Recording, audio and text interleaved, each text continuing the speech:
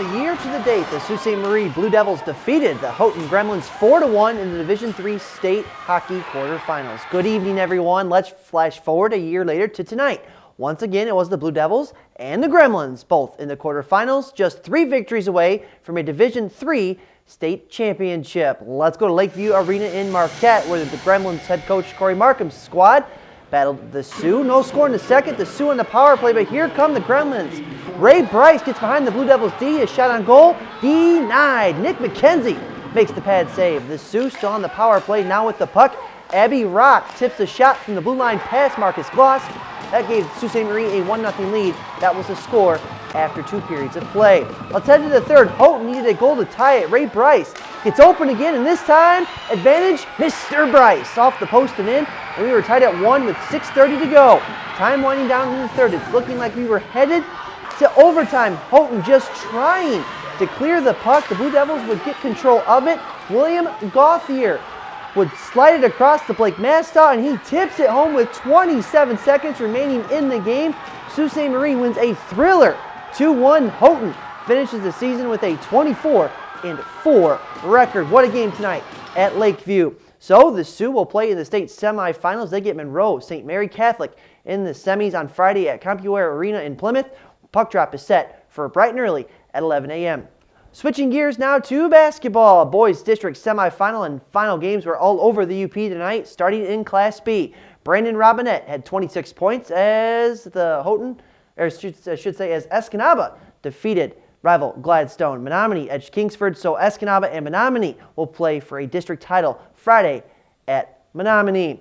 Back to the goods. In the Class C District semifinals at Negaunee, rivals Westwood and Ishpeming played in the first game. Third quarter, the Hematites leading the Patriots by 8. Let's make it 10. Bobby Zalke makes a tough shot look easy. A little later, some quick passing by the blue and white. Ozzy Corp makes the bunny at the basket to put Ishpeming up by 12. Ryan Riekels' Westwood Patriots would keep their rivals in sight. Benjamin Lutonen from the far side hits the 3 ball. The Pats down just 9. Later in the third, Lutonen gets an assist as Quinn Leroy hits the off-balance jumper in the lane. But play of the night goes to Ishpeming's Ozzy Corp. Corp comes up with the steal here, and let's just watch Ozzy run and slam it down on the other end. Ishpeming wins it 78-44. Jeff Olson always coaching, even how to properly throw it down. Game number 2 of the district semifinal featured Gwynn against the hometown Negaunee Miners. Early stages of this one, Eric Laurie for the home squad with Jesse Modest right in his grill, rises, fires, and connects. Negaunee up by 3. Back the other way for the black and gold, Justin Nyquist drives to his right off a couple of screens, pulls up, and he knocks down the mid-range Jay. Gwynn down just 1. Both teams traded bucket for bucket in the first half. Jay Laurie with a nice turnaround shot off the glass and in. Gwynn, though, stayed right with those Miners. Kyler Skinner with the ball, pulls up, and from the far baseline, nothing but nylon. Negaunee, though, just too tough in the second half. Zane Radloff would score 2 of his 22 in the game here. Eric Laurie had 19, as Negaunee wins it 64-51. That sets up Ishpeming and Negaunee on Friday night. That should be a fun one. In other Class C action, Indian River Inland Lakes gets by Newberry 61-59 in overtime.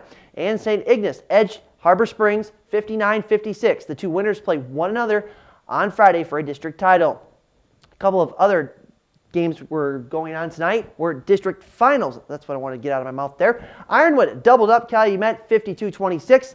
And at West Iron County, Norway a touchdown better than Iron Mountain 39-32. Both teams will play in the Class C Regional next week at Marquette Senior High School. In Class D action, it was Carney-Nadeau over Bark River Harris 72-60. Keenan Lampinen scored 32 for the Wolves. That sets up an epic district final on Friday night as North Central defeated North Dickinson tonight 74-63. So it will be the Jets and Wolves on Friday night. Be on Friday Night Frenzy too. Munising defeated Grand Marais 79-24. It was Big Bay Denok 63, Rapid River 50. The Mustangs and Black Bears will battle on Friday night. At Ewan Trout Creek this evening, Forest Park defeated Watersmeet 73-45. And Wakefield Marinisco knocked off the hometown Panthers by 6. It will be the Trojans and Cards on Friday night for the district championship. And at Jeffers, the Jets won on their home floor 47-27 over Dollar Bay. Lakeland and Hubble ran away from Baraga, so it will be the Jets and Lakes for all the marbles on Friday night. Up next, College hoops, the GLIAC postseason tournaments kicked off tonight. Number 2 NMU battled number 7 Northwood. Opening minutes of the game, the Wildcats strike first. Abby DeBruin drives to the basket, and she gets the shot to fall. 2-0 NMU. Later, the Cats work the rock inside and out. Annie Rubendunce from the near side corner for 3. Count it, baby. That put NMU up 9-2. Troy Matson told his girls, keep up the good work, or something like that. Later in the first half, Abby DeBruin gets the rock, this time from Melissa Cola. She drives baseline, reverse layup. Ooh, is good. DeBruin finished with 25 points for the Cats. Annie Rubendunce hits another 3-ball here. She had 23 for NMU. The Wildcats would pull away from Northwood in the second half and win it 82-64. From Marquette to Houghton we go, where the Huskies played a wild one against the Saginaw State Valley Cardinals, the number 6 seed in the tournament. Late second half, the Huskies down by 4. Danielle Blake hits the running layup in the lane to pull Tech within 2. Less than 10 seconds left, the Huskies down at basket. Mackenzie Pertu, no. Jillian Ritchie, yes, puts the rebound back in, and we're going overtime tied at 56. In the extra session, the Huskies go back to Blake in the low post. She gets the hoop, plus the harm. She had 19 points in the ball game.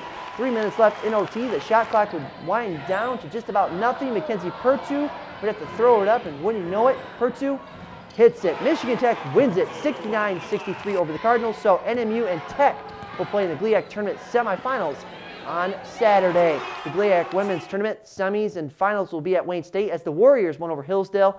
Wayne State gets Malone in the other semifinal matchup as they knocked out Ashland 56-54. One more game to get to. The Michigan Tech men, the number 4 seed, battled number 5 Grand Valley. The Lakers had an early 2-point lead, but not for long. Alex Cooley tickles the twine for 2. That tied the game at 2. Then number 5 in black and gold just flat out went off. Ben Stelzer for 3. Yes, sir. That tied the game at 5. After a Lakers 3 at the other end, Stelzer gets the rock in his hands once again. And from the near side, a step back 3 with a hand in his face. Bang, bang, bang. Stelzer ties it at 8. Just when you thought he was done, Stelzer for 3 from the other side, on the money. Stelzer shot 8 of 10 from downtown. He had a career-high 34 points as Michigan Tech held on for the 6-point win over the Lakers, 78-72. The shocker of the night was in men's hoops as number 8 Malone upset number 1 Lake State 73-65. The GLIAC semis and final will be held at Findlay as the Oilers beat Hillsdale tonight by 20. And Northwood, the number 6 seed, upset Walsh 76-64.